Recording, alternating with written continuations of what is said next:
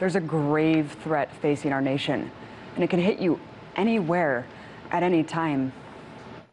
Can you imagine just walking down the street, minding your own business, when someone punches you in the face for no reason at all? It's called the knockout game. With me here, Rabbi Gary Moskowitz. He is a former cop, lives in Brooklyn. He is teaching fellow Jews to defend themselves against these so-called knockout attacks, has a black belt, also in karate, and is known to fellow cops as Rambowitz. So there's a racial component? Well, let me say this. There may be. Let me say this.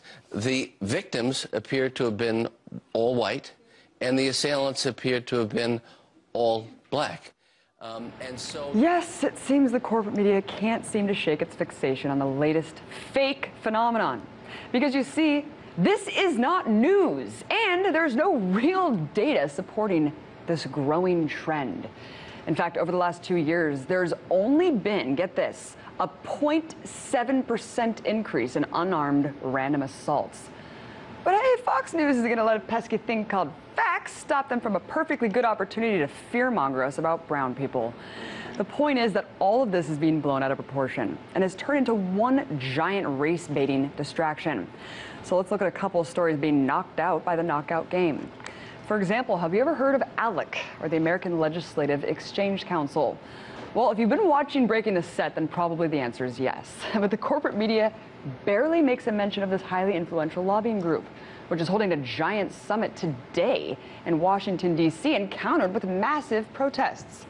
See, this 40-year-old organization is comprised of conservative, pro-business individuals who team up with corporate heavyweights from telecom to big oil. And wouldn't you know it, ALEC is responsible for some of the worst legislation on the books, including the infamous Stand Your Ground laws, voter ID requirements, and the Right to Work initiative, which is really one massive attack on unions. Today, backdoor meetings are happening with lawmakers from all across the country so they can go back to their respective districts and lay out ALEC's corporate agenda.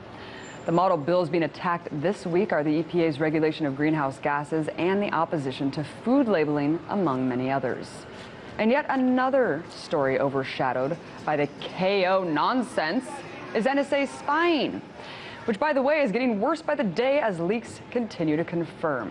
The newest revelation is that the NSA collects a staggering 5 billion international cell phone GPS locations daily, expanding its open-air spying prison globally.